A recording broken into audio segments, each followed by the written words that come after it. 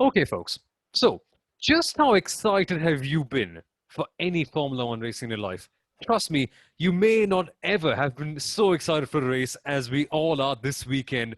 So many big changes coming in for the Sakhir Grand Prix. Man, so much to talk about. Welcome, ladies and gentlemen, to Pits to Podium and on the Inside Line Formula One podcast.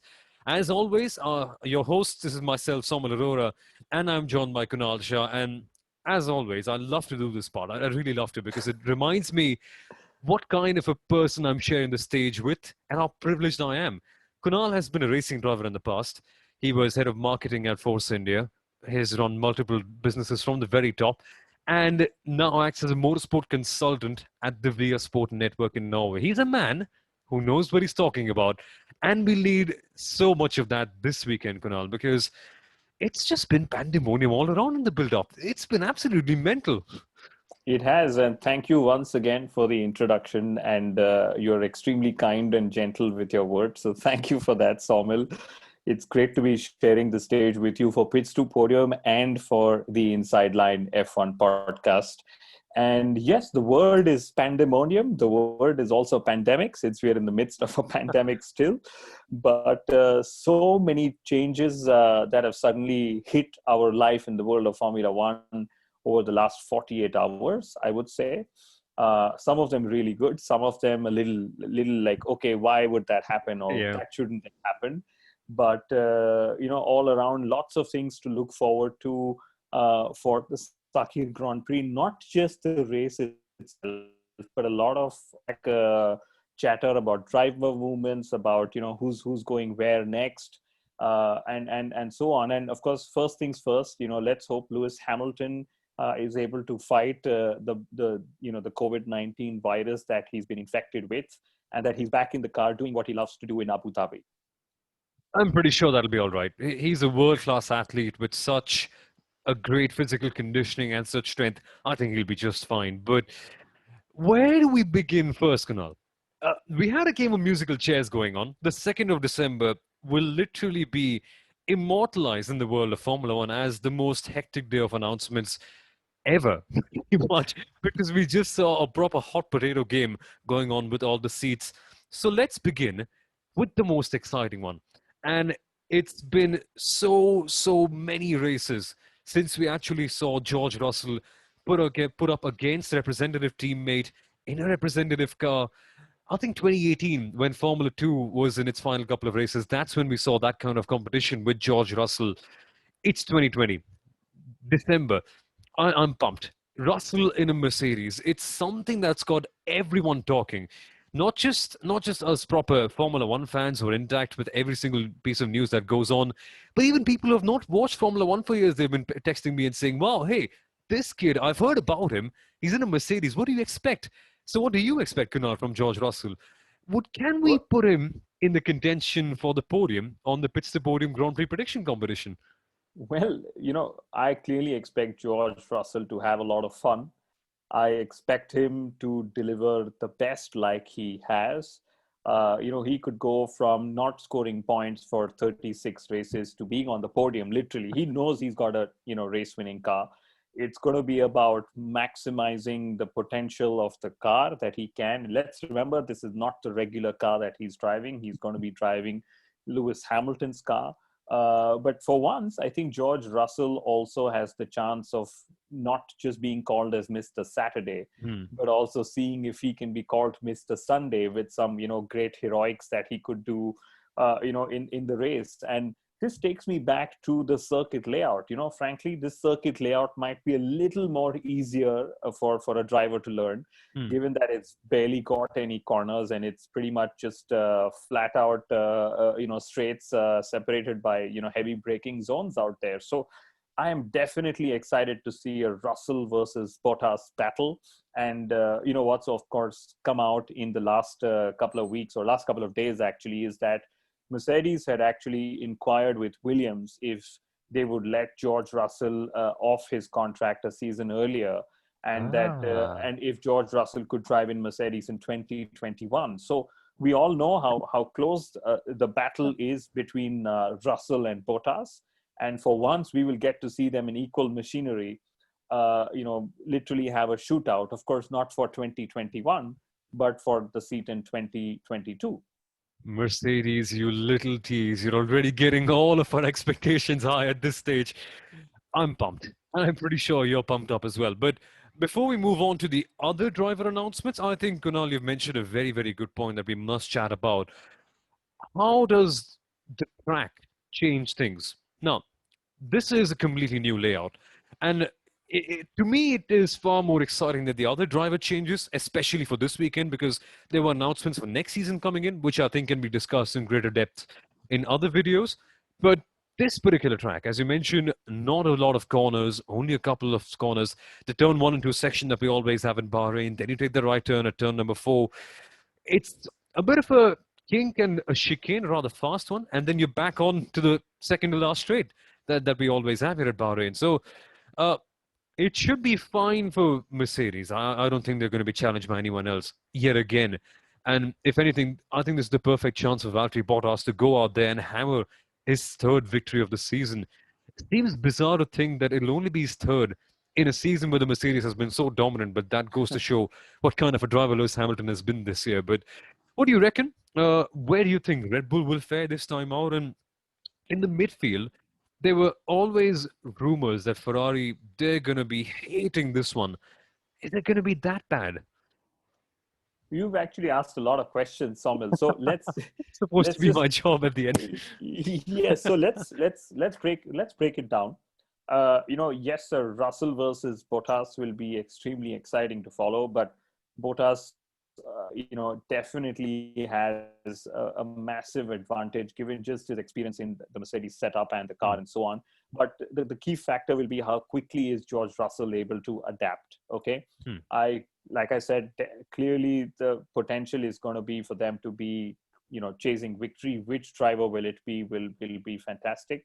We saw when Max Verstappen was promoted from Toro Rosso back in time to Red Bull, he had victory on debut. Could something like that happen with George Russell in the Mercedes car? And that would be mighty headlines for Formula One yet again. But talking about track layout, I think there are some 9 corners and 3 straights, 4 braking zones. Goodness.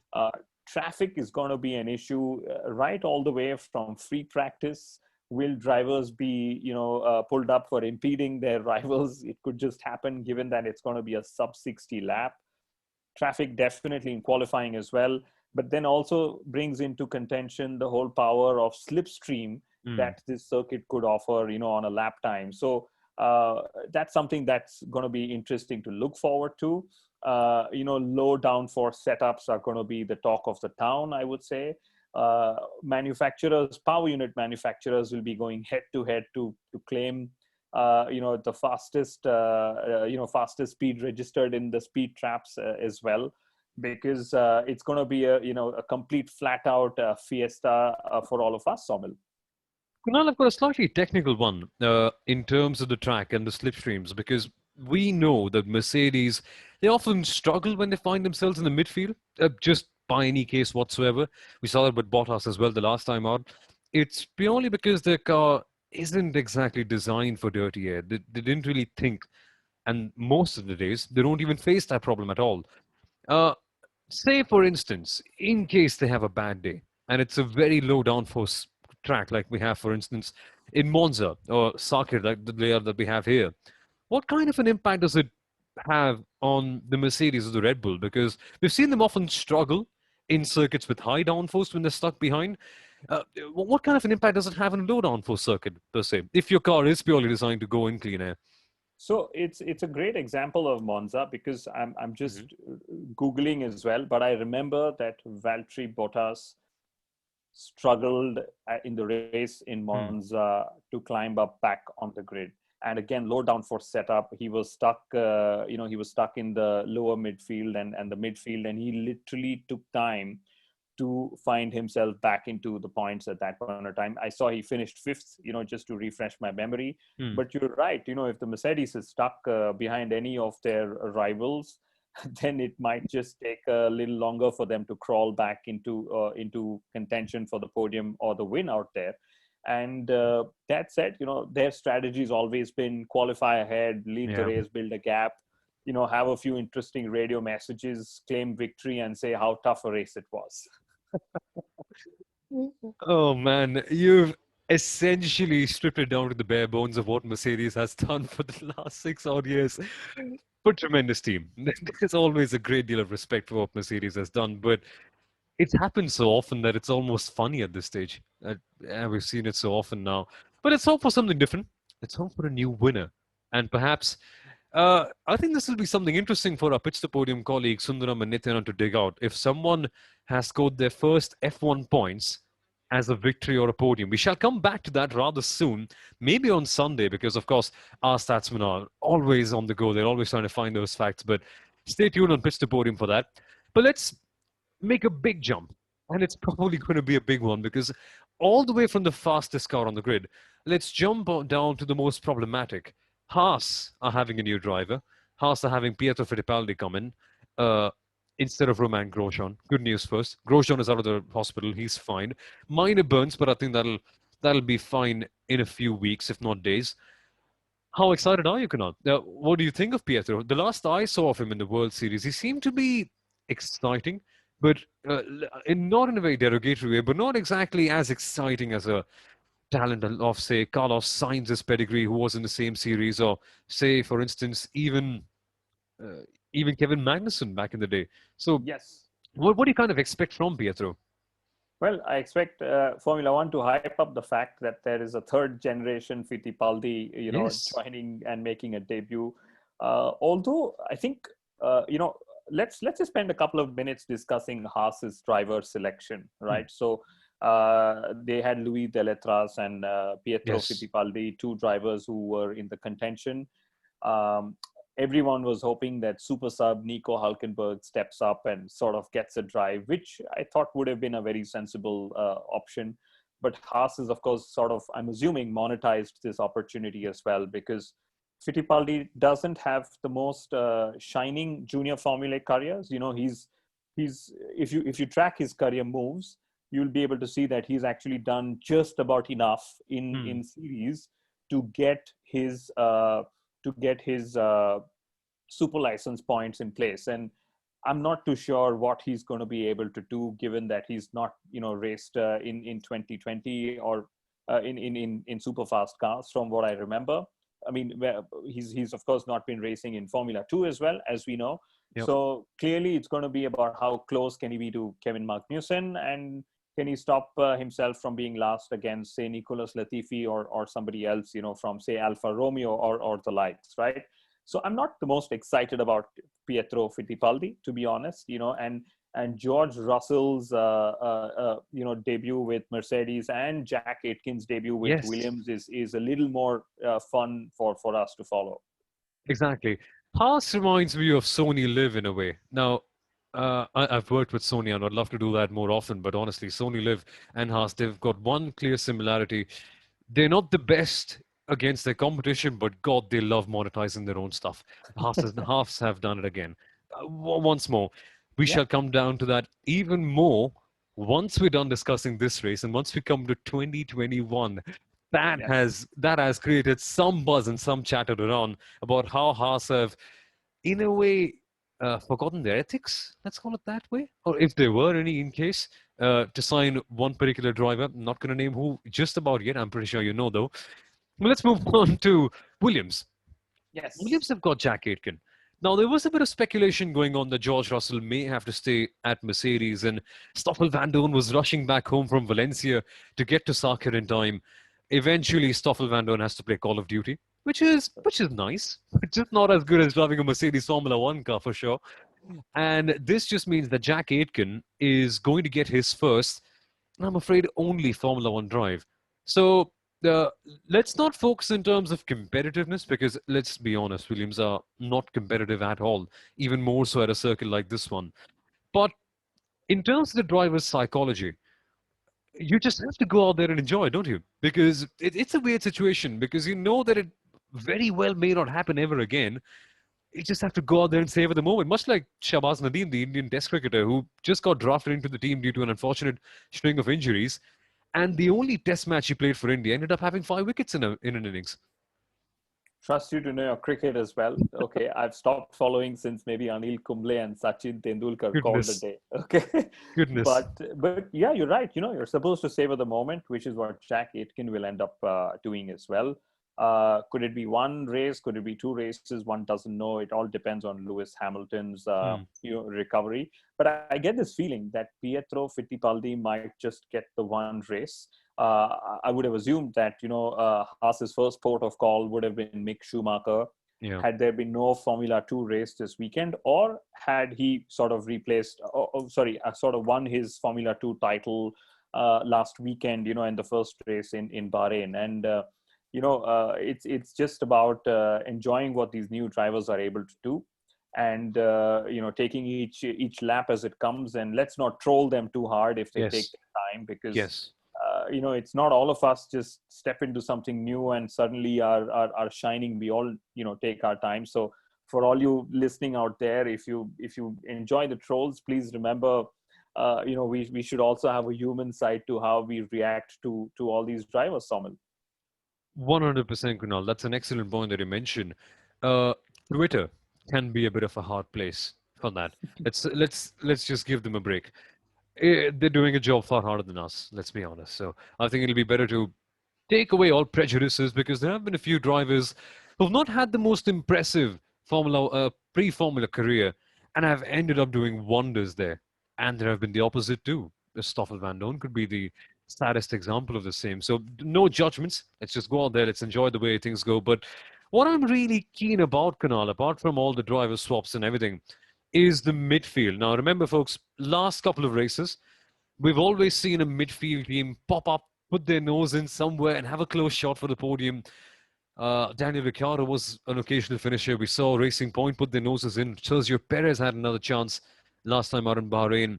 Now the battle between McLaren, Racing Point, and Renault has become even better. McLaren are leading now by 11 or 12 points, there or thereabout.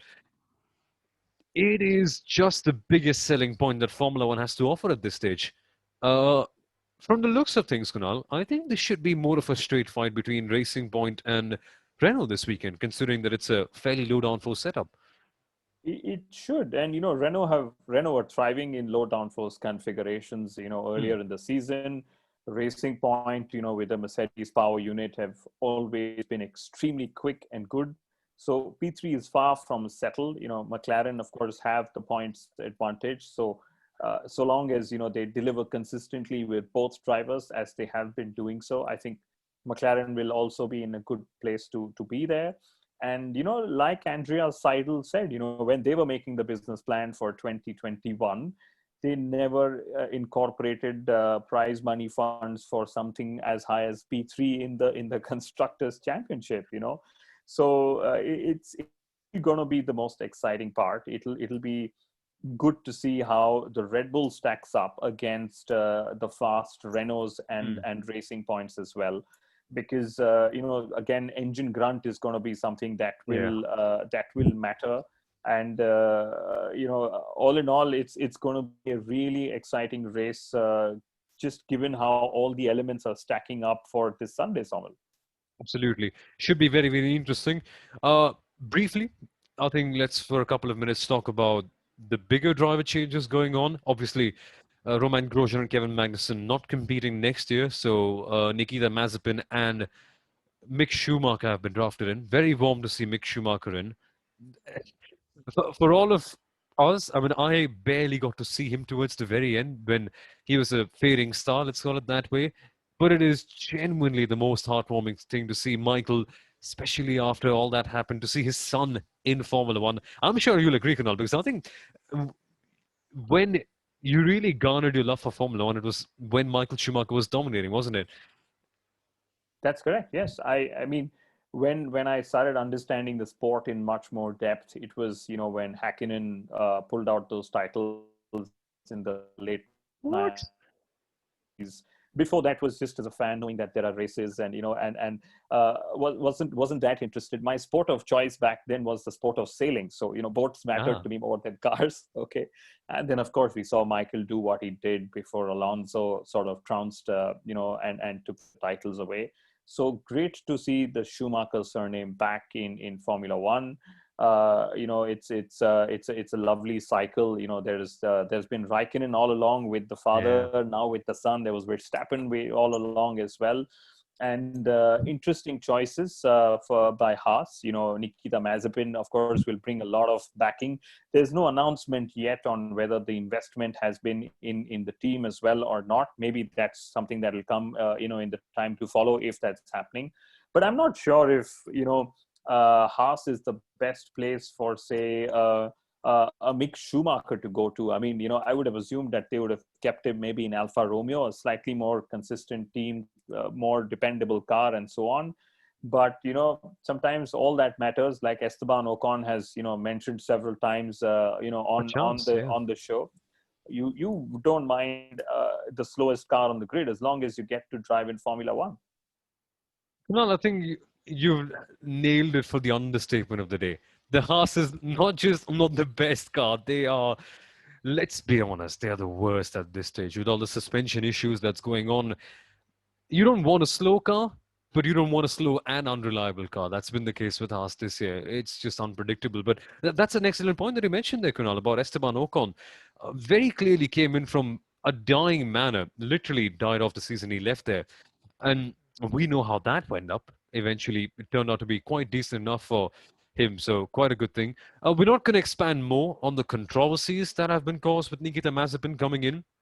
Yeah. Obviously, I'm pretty sure that you know about it at this stage. That should be for the postseason review or the preseason preview, because now we're strictly sticking to Sakhir. So let's not digress a bit too much. But I'm pretty sure you know exactly what we're talking about. And very, very lastly, Kunal, I had a question about the race approach. Now, sub 60-second laps, that as you mentioned, qualifying is going to be rapid fire, basically. Uh, does that change anything in the way the tires are managed? Because the lap is so short, because it's so intense, and we don't have so many corners, so you're not going to have as much stress on the tires, at least laterally. Well, does that change things as such in terms of strategy? Well, one thing that will matter, Soumil, is that there are several hundreds of laps that have been done on at least two-thirds parts of the circuit. Yeah. So we expect that, the lap times anyway will be quicker because, Hmm. like you said, turn four, when you turn right, you actually don't do that. You just go on sort of straight from there, right? Hmm. And what will eventually matter is making sure that your preparatory laps are good. You don't have traffic either in front of you, or you're not impeding anyone else. Hmm. And as long as your tires remain in the window as you need them, I think it's going to be pretty short a lap to worry about tire life by the end of the lap, and so on. So it's tires will matter, but it will be about making sure that they're in the right operating window when you really need them to be so. Should be fun. Who's your money on, Kunal? Pits to Podium Grand Prix prediction competition. I'm pretty sure that most of people playing, and we've got quite a good number, thank goodness for that, will be compelled to put RUS in P number one. Are you compelled to do the same this weekend? Well, I think I will go for a double podium for Mercedes. I have a feeling George Russell will settle down in no time. He's got all of free practice, and these days there's just so many simulation tools and so Hmm. much software available to help him, settle down soon, that when he sits and drives the car, he's actually not going to be feeling alien, as alien as somebody would have said 20 years ago. Hmm. So I think Mercedes podium 100%. I have a feeling that's going to happen because they sort of missed out on a 100% podium record, last Sunday, and maybe again Checo Perez. That man is on a mission, and he drove so well last Sunday that I would love to see him get his deserved podium this Sunday, Soumil. But lots of other drivers coming into play. Lance Stroll, we saw he was good around Monza as well. The Alpha Tauri came alive, Yeah. in Monza, as did Carlos Sainz and the likes. And if this layout really works and is a fun race, okay, I would. I don't know what would it take for Formula One to just use this layout each time they go racing in Bahrain, Soumil.